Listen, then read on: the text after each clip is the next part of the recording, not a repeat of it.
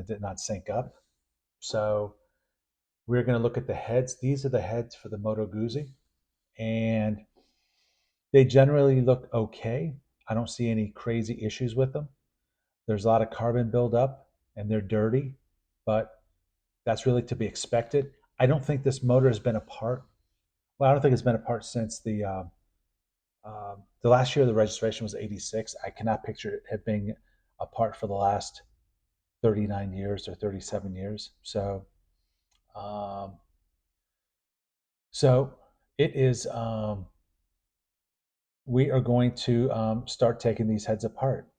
This device that I'm showing is it removes the valve springs. So it's basically a valve spring compressor. This tool is fantastic. I had a different type that was incredibly dangerous. This is not dangerous at all.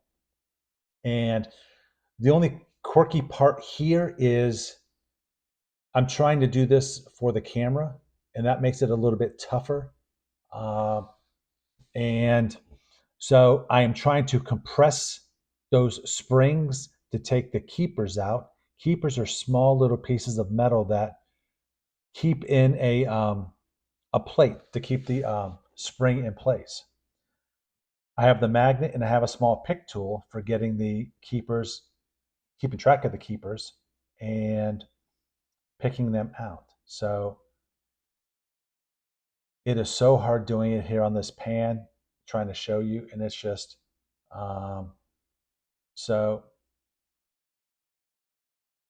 I know shortly I'm going to just take it to the vise because I normally do it in the vise. And I used to have a different type of valve spring compressor, and that literally would take me probably 20 minutes to take each valve out, which was just crazy. And I thought it was incredibly dangerous. It would spring out, it was awful. So um, I'm obviously rotating the camera, and I'm rotating the camera to Mr. Vice. And so a vise is a fantastic tool because it's an additional hand to keep something tight. And that vise is going to hold that head tighter than you can hold it. So it's just nice to keep it safe, to keep it from not moving so that I can just focus on using the valve spring compressor. So when I'm putting this in the vise, I'm putting it in really gently. So it's not like it's getting marred or scored or anything.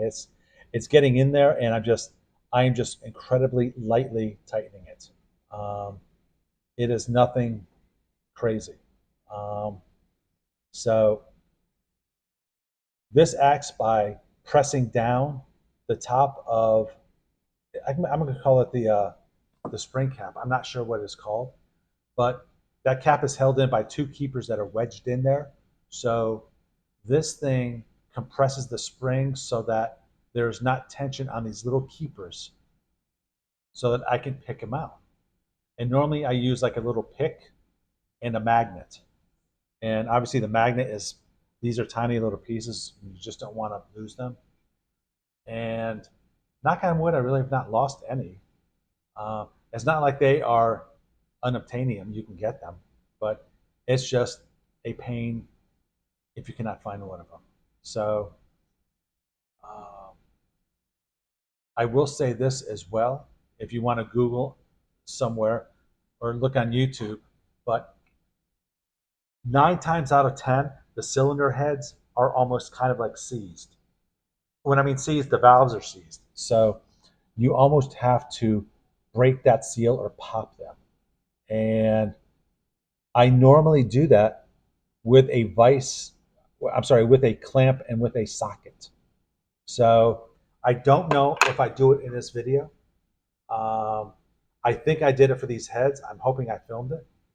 Um, I may have already done it, so hopefully I can get like a little video of it.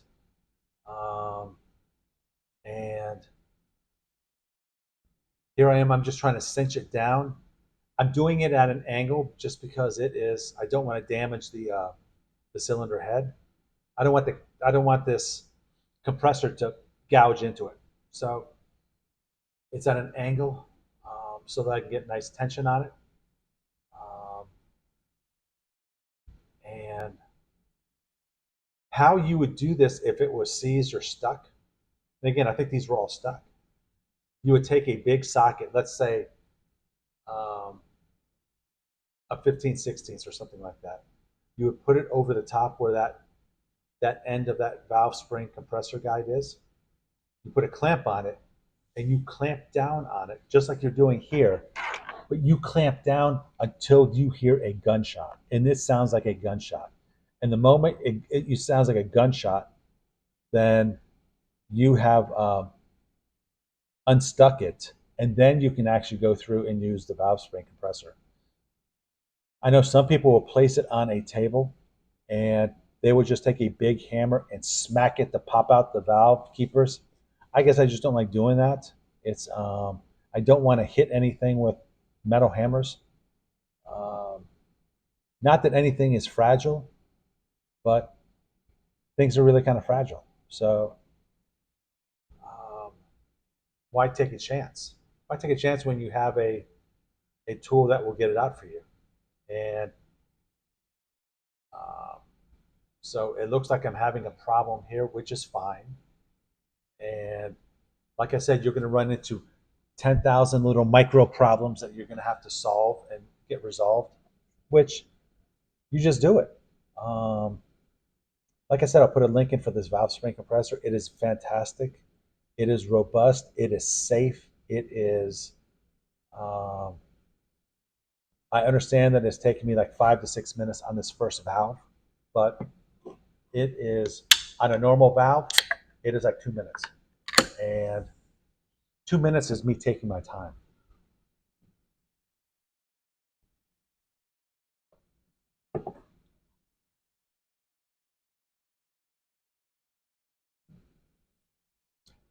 A lot of it is I do need to get a position so that I can actually turn the handle and not interfere with the vise or anything else. So that's really kind of it as well.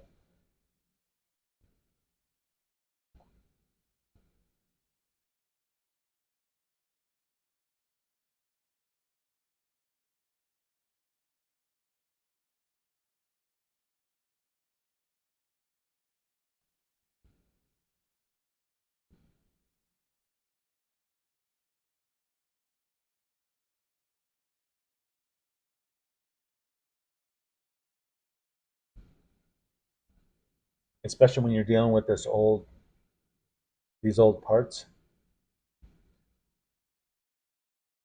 just don't get frustrated.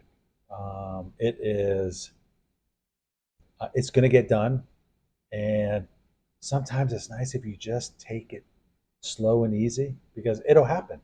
And especially when you're dealing with like the fork assembly, that is a bear. Um, these really are not a bear. It is. Um, it's interesting how they work. So it's um, this is probably the one part of the engine that you want to be as exact as possible. Now, did I go send these heads to get machined? No. Um, why didn't I? Because I'm trying to do this on a budget, and why get them machined if I think I don't need them? I once had a client at work who he worked for a huge college or university up in Ohio or Indiana or something, and it was like an automotive technical college, and it was run by the state, so it was like a university, and it's a famous one. And I can remember talking to him one time. I said, "Yeah, I've got this one motorcycle, and I've only got compression of like 120 on each side, and I think I should have 150." And he said, "Well, how does the bike run?" I said, "It really runs fantastic." And his response was, "Well, who cares then?" So in this thing, I want everything clean. I want it to meet the tolerances that are specified. And again, I'm using the Chilton's manual that you can find on this old tractor.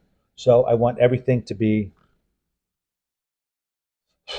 within specs, really. And um, I, well, down the road, you're going to see that I discovered that two of the valves um, were bent.